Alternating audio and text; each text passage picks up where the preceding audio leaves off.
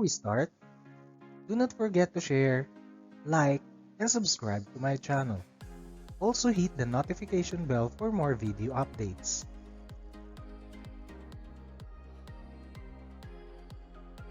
Good day everyone!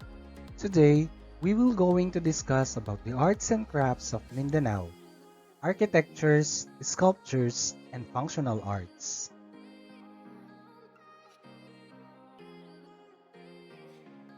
At the end of our lesson, learners are expected to analyze the elements and principles of arts in the production of arts and crafts inspired by the different creative expressions in Mindanao. Also, you are expected to identify the different characteristics of arts and crafts in specific areas in Mindanao. Appreciate the artifacts and arts in terms of its functions and their distinct use of art elements and principles. And last, create products that can be assembled with local materials guided by traditional techniques. What I need to know. In this lesson, you will better understand how lines, shapes, forms, value, color, texture, and space give more meaning and significance to an artwork. This will help you understand the processes in art and its impact to you as an individual. You will also learn how animism and Islamic religion fuse together and produce a unique Filipino artistic tradition. You are invited to explore the arts of the people of Mindanao.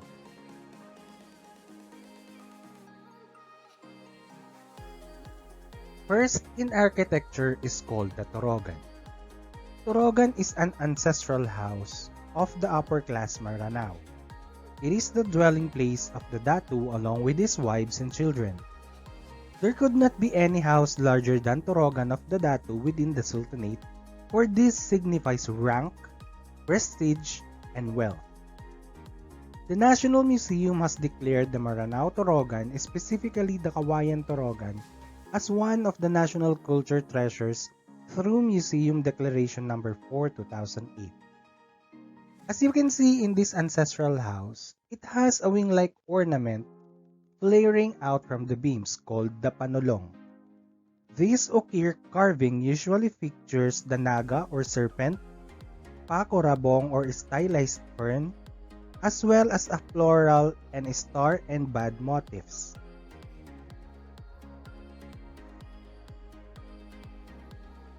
Let me show you some pictures of Torogen, the ancestral house of the upper-class Maranao.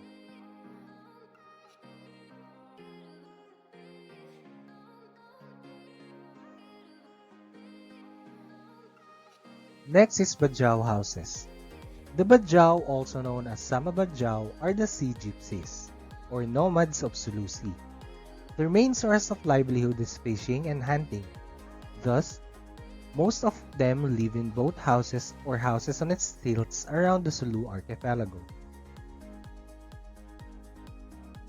These are some examples of Bajao houses or boat houses or houses on stilts.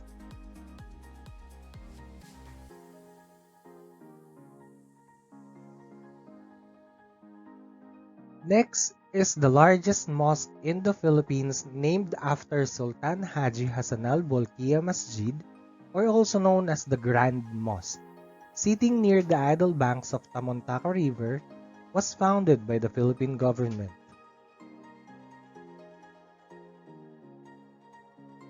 The mosque occupies 5,000 square meters of a 5-hectare land.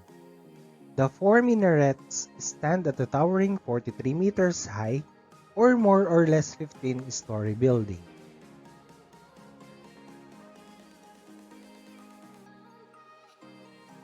The next picture is the historical Fort Pilar, also called Real Fuerza de Nuestra Señora del Pilar de Zaragoza, was founded in 1635 and still stands strong until today.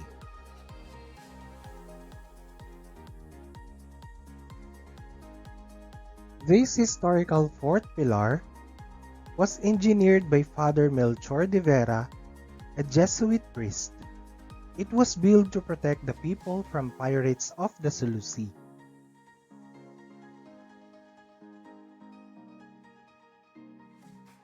Our next architecture is a pyramid-like structure designed by the national artist for architecture Leandro Locsin, called the Monastery of Transfiguration of Bukidnon. It is one of his last designs and considered as one of his best, aside from the cultural center of the Philippines and Davao International Airport. The monastery is located atop of the hill of Malaybalay, Bukidnon, founded by Father Abbot Eduardo Africa and run by the Benedictine monks.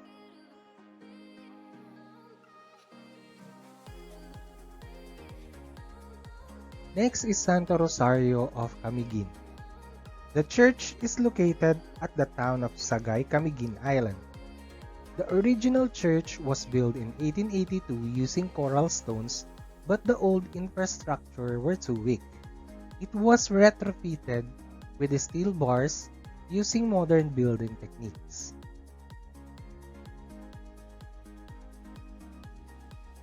The unique things you can find in the church are the driftwood, chandeliers, and altar.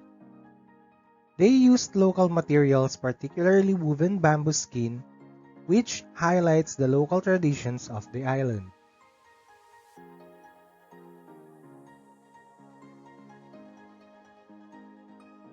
Okay, so these are some of the famous architectures found in the southern part of the Philippines.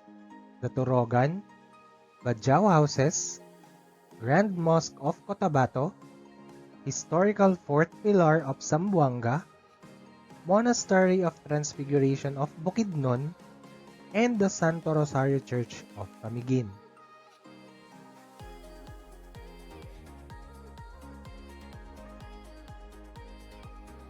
Now, let's explore Mindanao's sculptures and functional arts. We have here an earthen vessel for secondary burial from Sarangani province called the Maitong jar. These artifacts were first discovered in 1991 and are now in the protection of National Museum.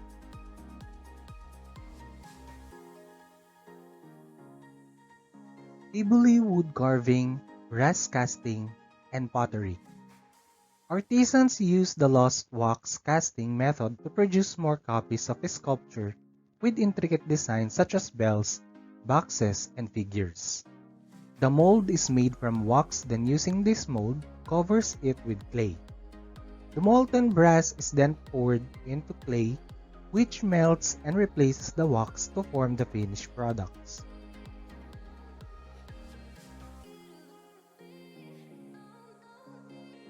We also have Maranao wood carving and metal casting. First is called the Rarub Aklong.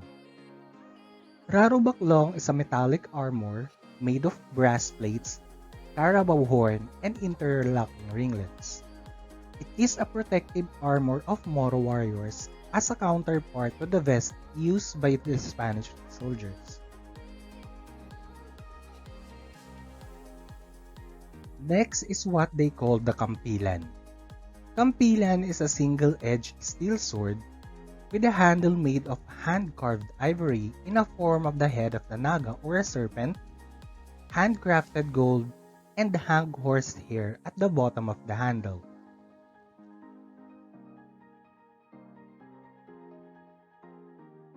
Another Maranao wood carving and metal casting is called the Batigue.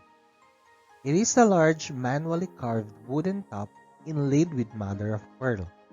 It is used by adult males to test their skills and strength.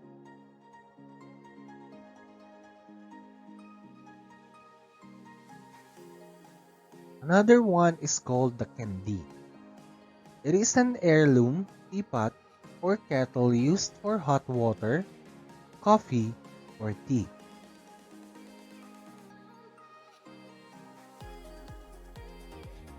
And last is gador. It is a large brass jar used as ceremonial containers for rice and tobacco. But then, It has become an item of interior decorations in proper Maranao household.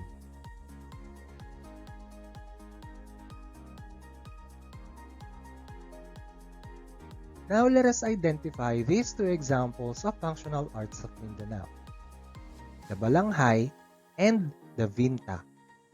Functional art is generally applied art created for use, not necessarily for everyday use, but designed to serve a purpose and with an aesthetic in mind.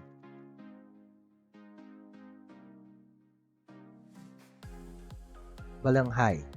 The balanghay, also known as balangay or butuan boat, is a large wooden boat used by pre-colonial Filipinos to traverse the seas for trade or migration.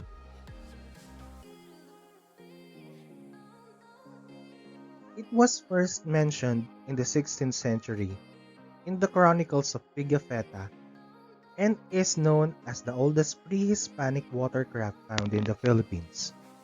Archaeologists found parts of the balangay in Butuan City in 1976. These artifacts are dated from anywhere between 300 to 1250 CE.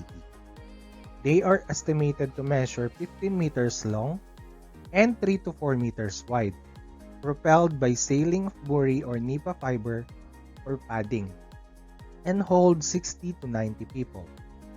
It was used for cargo and raiding purposes, serving as evidence that Butuan played a central role in trade. The finely built boat, constructed without the use of blueprints, was taught from one generation to another. This technique is still used by boat makers of Sibutu Island.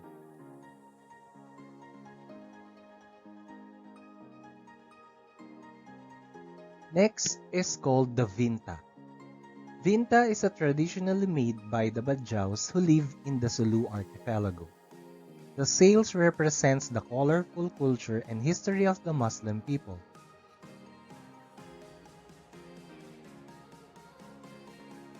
This boat consists of several colors and geometric shapes. It is also small and not meant to be used for long ocean travel. They are used for livelihood activities such as fishing and diving for pearls and transportation around archipelago.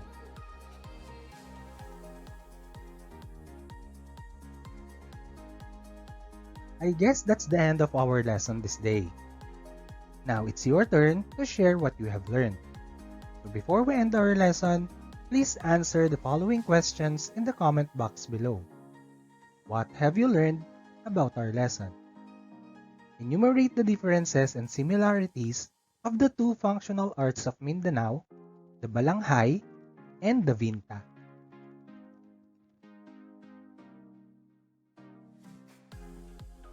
Okay, class, that's all for today.